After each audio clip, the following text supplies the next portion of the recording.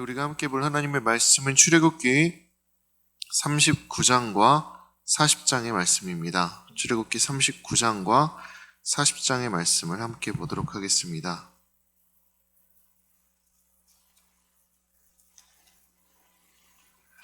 출애굽기 39장과 40장은 성막과 그 안에 사용될 물품들이 하나님의 말씀대로 만들어지고 최종적으로는 하나님 앞에 봉헌되는 과정을 그리고 있습니다. 39장을 먼저 보도록 하겠습니다.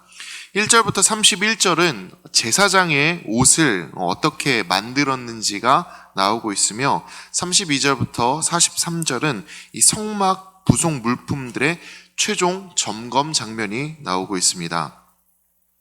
39장에 나오는 제사장의 옷을 만드는 내용은 출애굽기 28장에 한번 하나님의 말씀을 통하여 언급이 되고 있으며 이 성막 부속 물품들의 목록은 35장 10절부터 19절에 나오는 내용입니다. 중간에 물품이 갑자기 확 바뀌는 일이 발생하지 않았으므로 하나님의 그 처음 말씀대로 만들어졌습니다. 그래서 그 내용 역시도 다른 점이 크게 없다는 것을 이전의 말씀을 보면 알 수가 있습니다.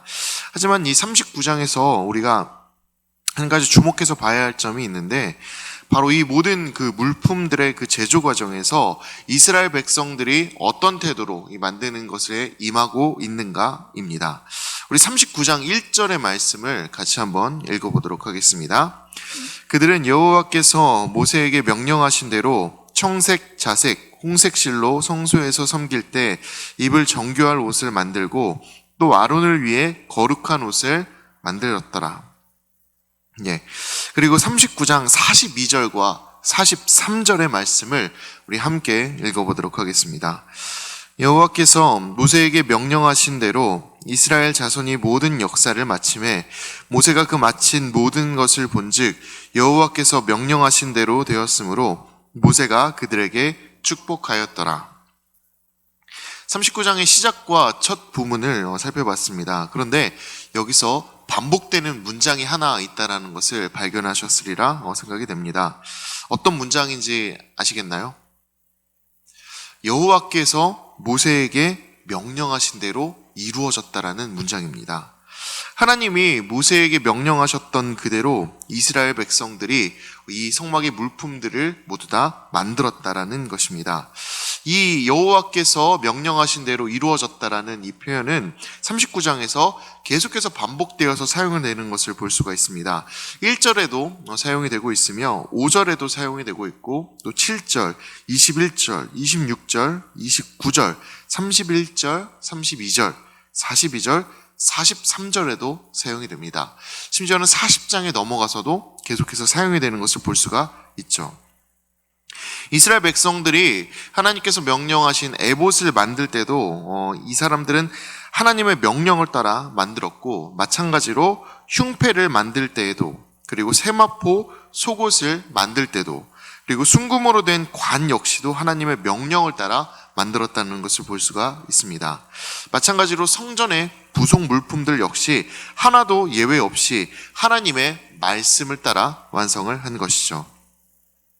39장은 이 성전 준공의 과정이 어떻게 이루어져 있는지를 설명하고 있는 동시에 이스라엘 백성이 하나님의 말씀 앞에 어떤 태도로 서 있는지를 증거하고 있는 것입니다.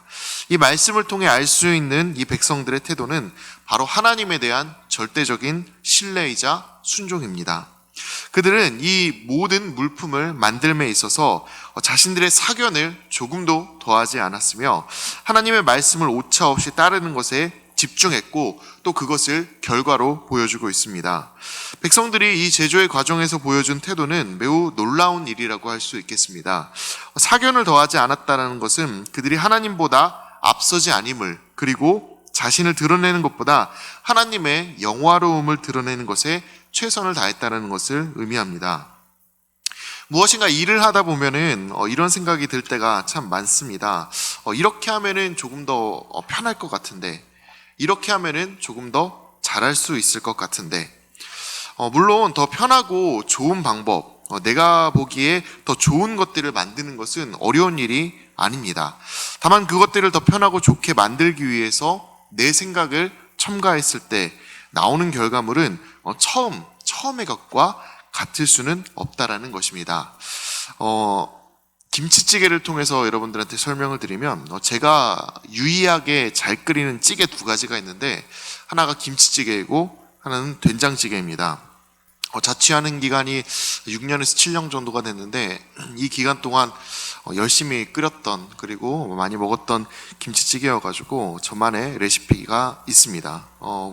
그런데 물론 여기 계신 권사님, 집사님들께서 저보다 더 많은 시간을 이 찌개들이 끓이셨고 저보다 더 많이 해보셨기 때문에 저는 여러분들에게 어떻게 하면 더 맛있는 김치찌개를 끓일 수 있을까요? 라고 물어보면 저보다 더 좋은 방법들과 그리고 더 맛있게 만들 수 있는 그리고 편하게 할 수 있는 방법들, 이런 의견들을 들을 수가 있을 것입니다.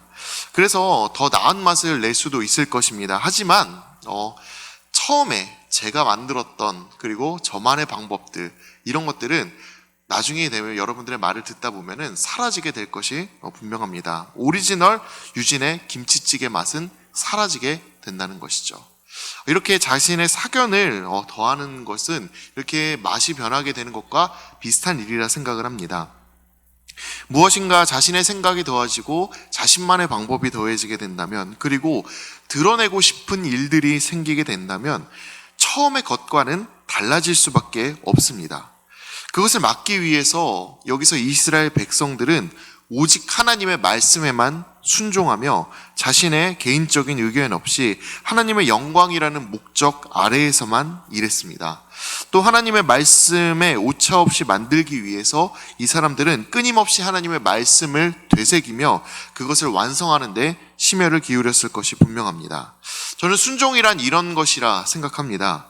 하나님의 말씀 앞에 묵묵히 그대로 따르는 것, 다른 어떤 것을 내세우는 것이 아니라 하나님이시기에 당연히 믿고 따른다는 그 절대적인 신뢰 아래서 하나님의 일을 행하는 것, 이것이 바로 순종이라 생각합니다. 우리 모두 이런 순종의 태도를 가질 수 있기를 바랍니다. 하나님의 말씀을 절대적으로 신뢰하는 중에 하나님이 원하시는 바대로 모든 것을 이끌어가는 귀한 대명교회가 될 수 있도록 함께 힘썼으면 합니다. 40장으로 넘어가 보도록 하겠습니다. 40장 1절부터 15절은 하나님의 말씀이 다시금 주어지는데 1절부터 11절은 모든 물품들을 사용해 성막을 세우는 순서에 대한 말씀을 해주시고 계시며 12절부터 16절들은 아론과 그 아들들을 제사장 직분으로 세우기 위한 과정에 대해 말씀해주고 계시는 것을 볼 수가 있습니다. 그리고 17절부터 33절은 하나님의 말씀을 따라 둘째의 첫째 달 초하루에 성막을 세우는 장면이 나옵니다. 여기서도 다시 한번 바라봐야 할 것은 이 모든 것들을 하나님께서 모세에게 명한 것에서 조금의 오차 없이 진행하고 있다는 것입니다. 그들은 성막을 세우는 그 모든 과정 역시도 하나님의 말씀을 끝까지 따르며 순종하고 있습니다. 이 모든 과정에서 하나님의 말씀에 대한 순종이 절대적으로 자리하고 있다는 것을 우리에게 계속 기억하게 만들고 있는 것이죠. 40장에서 우리 성막 준공의 순서를 조금 살펴보도록 하겠습니다. 우리 40장 2절부터 8절까지의 말씀, 2절부터 8절까지의 말씀을 같이 한번 읽어보도록 하겠습니다. 너는 첫째 달 초하루에 성막 곧 회막을 세우고 또 증거궤를 들여놓고 또 휘장으로 그 궤를 가리고 또 상을 들여놓고 그 위에 물품을 진설하고 등잔대를 들여놓아 불을 켜고 또 금향단을 증거궤 앞에 두고 성막문에 휘장을 달고 또 번제단을 회막의 성막 문 앞에 놓고 또 물두멍을 회막과 제단 사이에 놓고 그 속에 물을 담고 또 뜰 주위에 포장을 치고 뜰 문에 휘장을 달고. 이 성막의 준공 순서는 가장 먼저 성막을 세워서 그 안에 증거궤를 들여놓은 뒤에 휘장을 치는 것으로 시작을 합니다. 이렇게 지성소를 구분하는 것으로 시작한다는 것이죠. 그리고 그 다음에 성소를 세우고 그리고 성막 바깥에 물품들을 드린 이후에 울타리를 치는 것으로 마무리되는 것으로 볼 수가 있습니다. 성막 준공의 가장 첫 번째 순서는 거룩한 장소인 지성소를 먼저 구분하고 하나님의 임재의 상징인 증거궤를 지성소에 드리는 것에서부터 시작을 합니다. 하나님이 이것을 가장 먼저 행하라 한 것은 저는 중요한 의미가 있다라고 봅니다. 먼저 증거궤를 세우기 전에 지성소를 세우라 하신 것은 가장 먼저 거룩한 장소를 구별하라는 것으로 볼 수가 있겠습니다. 그리고 그렇게 구별된 장소에 하나님의 임재를 나타내는 증거궤를 드리는 것이죠. 아무 곳에나 일단 증거궤를 펼치고 그곳에 성막을 만들어가는 것이 아니라 좋은 장소를 택하고 그곳을 먼저 구별한 뒤에 하나님의 임재를 나타내는 증거궤를 드리는 것입니다. 그 다음에 성소를 세우고 뜰을 만들고 울타리를 칩니다. 하나님을 섬길 장소를 만드는 것이죠. 그리고 이곳에는 등장하지 않지만 이렇게 성막을 세우고 난 뒤에 이스라엘 백성들은 성막을 중심으로 진을 치게 됩니다. 성막을 중심으로 그들의 삶의 세세한 부분들이 이루어졌던 것이죠. 이것이 성막과 성막을 중심으로 이루어지는 이스라엘 백성들의 삶의 양식이었습니다. 이것은 우리의 마음에 하나님을 모시는 일에도 적용해서 생각을 해볼 수 있다라고 봅니다. 우리는 가장 먼저 하나님을 위해서 우리의 삶에 구별된 가장 소중한 것을 준비할 필요가 있습니다. 우리의 마음대로인 상태에서 그리고 편한 상태에서 그리고 하고 싶은 상태에서 하나님을 찾는 것이 아니라 하나님을 모시기에 적합한 구별된 삶의 태도와 장소에서 하나님을 맞이해야 하는 것이죠. 그리고 다음으로 성소를 세우는 것과 같이 하나님을 모신 그 거룩한 삶에 구별된 자리에서 우리의 신앙을 세워 나가야 하겠습니다. 하나님을 섬기는 다양한 일들을 우리의 삶의 그 중심에 두어야 한다는 것입니다. 마지막으로 진을 치는 것과 같이 하나님을 중심으로 우리의 삶의 세부적인 부분들을 완성해 나가야 하겠습니다. 먹고 마시는 행동들, 그리고 일하는 것들, 그리고 누군가와 만나는 것들, 이런 것들, 우리의 삶의 모든 부분들이 하나님을 중심으로 이루어지고 우리의 삶이 하나님을 중심으로 완성되어져 가야 한다는 것이죠. 이렇게 하나님을 중심으로 우리의 삶을 완성하는 것, 그것이 우리의 삶 가운데서 나타나야 하겠습니다. 그렇다면 이렇게 하나님을 중심으로 한 삶의 결과는 과연 어떻게 나타날까요?